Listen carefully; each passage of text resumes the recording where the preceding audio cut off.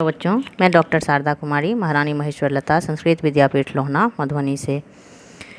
बच्चों, आज हम उपशास्त्री द्वितीय खंड हेतु सामाजिक इतिहास महाभारत के विशेष संदर्भ में जो पाठ मैंने प्रारंभ कर रखा है, इसका संभवतः यह अंतिम क्लास होगा। आज हम महाभारत का महत्व एवं प्रभाव इसके संबंध में चर्चा करेंगे। बच्चों, इसके महत्व एवं प्रभाव की चर्चा करने से पहले हम एक चीज़ और जान लें कि महाभारत एवं जो साहित्यिक स्रोत हैं उसका उपयोग क्या है। तो बच्चों, प्राचीन भारतीय इतिहास लिखने में साहित्यिक स्रोतों का उपयोग जो है, इतिहासकार को अत्यंत सावधानी के साथ वैज्ञानिक दृष्टिकोण अपनाकर करना होता है। प्राचीन कालीन साहित्य के स्रोत अधिकांशतः काव्य, कथा एवं नाटक के रूप में मौजूद हैं। नाटक का तो नाम ही नाटक है, तो उसका उपयोग तो मात्र पुरातात्विक साक्ष्यों की अनसुलझी गुत्थियों को सुलझाने में किया जाता है। इसी प्रकार काव्य में कल्पना एवं सत्य का सम्मिश्रण रहता है।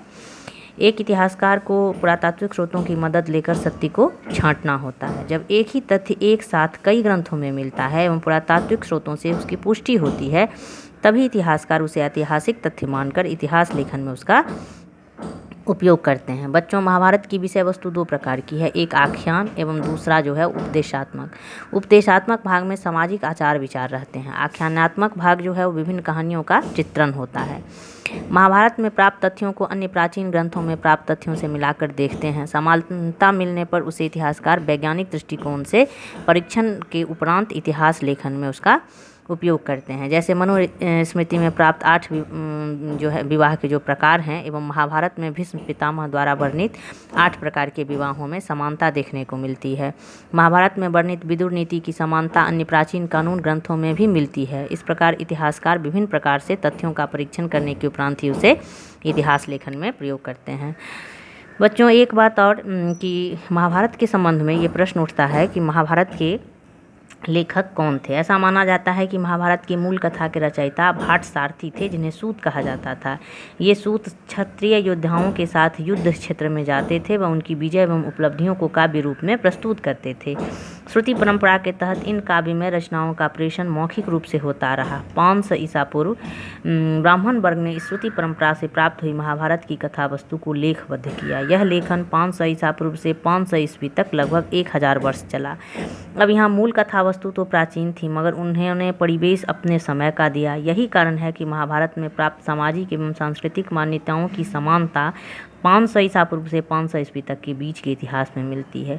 ब्राह्मण इस समय महाभारत के लेखन के द्वारा समाज के समक्ष कुछ नवीन मानदंड भी स्थापित करना चाहते थे।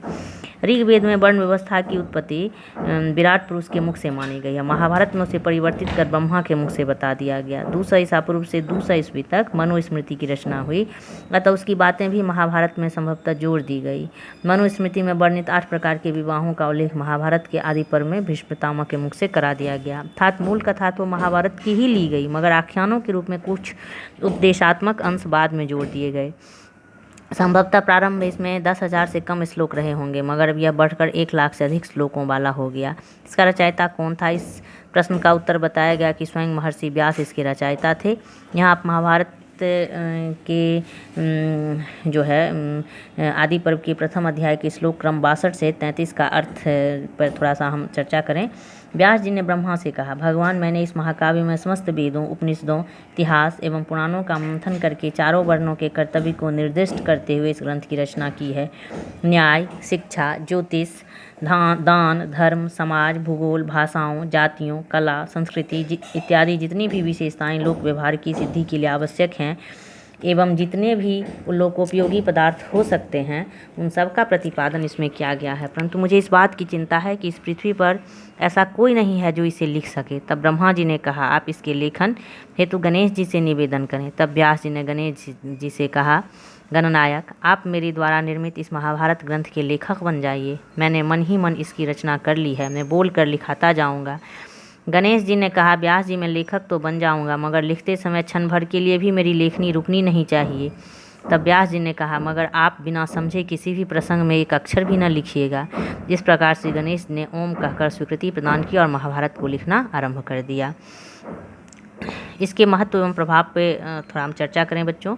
महाभारत महाकाव्य एवं इसके प्रमुख अंश शांति पर्व एवं श्रीमद् भगवत गीता प्राचीन काल से लेकर आज तक मानव की नैतिक, चारित्रिक, भौतिक एवं आध्यात्मिक उन्नति के प्रमुख स्रोत रहे हैं।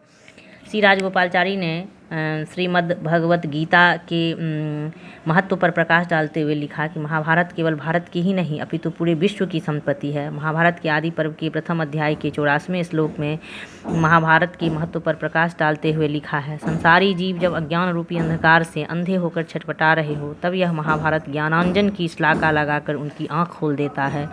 यह न केवल अज्ञान की रतौंधी दूर करता है अपितु सूर्य के समान उदित होकर मनुष्यों की आँख के सामने का संपूर्ण अंधकार भी नष्ट कर देता है। इस कथन की पुष्टि के साथ साथ महाभारत के प्रभाव को हम महात्मा गांधी के उस कथन में देख सकते हैं जिसमें उन्होंने स्वीकार किया है कि जहाँ तहाँ कुछ श्लोकों को टटोलते ही घोर निराशा के अंधकार में भी प्रसन्नता की एक किरण चमक उठती है। बच्चों, भारत के राष्ट्रीय आंदोलन के प्रमुख प्रणेता बाल गंगाधर तिलक ने तो गीता रहस्य का सृजन ही किया है। उनके अनुसार उसका केवल दार्शनिक और शैक्षिक मूल्य नहीं है, व्यवहारिक जीवन में उसकी बड़ी उपयोगिता है। उसका प्रभाव विचार और कर्म दोनों पर है। इसके विचार राष्ट्र और संस्कृति के नवनिर्माण और उत्थान में सहायक रहे हैं। वस्तुतः बच्चों, आज महाभारत हम आप प्रत्येक के अंदर हैं। हमारे अंदर सत प्रवृत्तियाँ पांडवों के समान बहुत कम हैं और असत प्रवृत्तियाँ कौरवों के समान अधिक है, परंतु जब हमारी सत प्रवृत्तियाँ पांडवों के समान बुद्धि एवं विवेक रूपी श्री कृष्ण से मार्गदर्शन प्राप्त करती है तो वे असत प्रवृत्तियों पर विजय हासिल कर हमारा उद्धार कर देती है। यह श्री कृष्ण अर्थात बुद्धि एवं विवेक हमें अच्छी पुस्तकों में उनके एकाग्रचित अध्ययन से प्राप्त हो सकते हैं। आज हमें पढ़ते समय अर्जुन की तरह लक्ष्य पर एकाग्र हो जाना चाहिए। यही एकाग्रता आपको आपके लक्ष्य तक पहुंचा देगी। आपका लक्ष्य चाहे परीक्षा में अधिकतम अंकों से उत्तीर्ण होना हो या फिर ऊंचा प्रशासनिक पद प्राप्त करना। युधिष्ठिर से प्रेरणा लेकर हमें सत्य का मार्ग अपनाना चाहिए। मुश्किल वक्त में साहस रखने की प्रेरणा हमें भीम से लेनी चाहिए। पिता की इच्छा की पूर्ति की प्रेरणा हमें भीष्म से लेनी चाहिए। शकुनी रूपी छल प्रपंच, दुर्योधन रूपी क्रोध, ईर्ष्या एवं लालच कितना ही आपका मार्ग रोके, आपको अर्जुन की तरह एकाग्र होकर विवेक बुद्धि रूपी श्री कृष्ण से मार्गदर्शन लेते हुए लक्ष्य की तरफ बढ़ते रहना चाहिए। अंततः आप पाएंगे कि लक्ष्य आपने अपने कर्म के बल पर प्राप्त कर लिया। महाभारत के महत्व पर उसमें अंतर्निहित सामाजिक, सांस्कृतिक एवं आध्यात्मिक परंपराओं को ध्यान में रखते हुए भारतीय साहित्य के प्रसिद्ध इतिहासकार मैरिस विंटरविट्ज ने महाभारत के बारे में उचित ही लिखा है कि चूँकि महाभारत संपूर्ण साहित्य का प्रतिनिधित्व करता है, बहुत सारी और अनेक प्रकार की चीज़ें इसमें निहित है। महाभारत भारतीयों की आत्मा की अगाध गहराई को एक अंतर्दृष्टि प्रदान करता है। थॉमस मर्टन ने लिखा है, गीता को विश्व की सबसे प्राचीन जीवित संस्कृति, भारत की महान धार्मिक सभ्यता के प्रमुख साहित्यिक प्रमाण के रूप में देखा जा सकता है।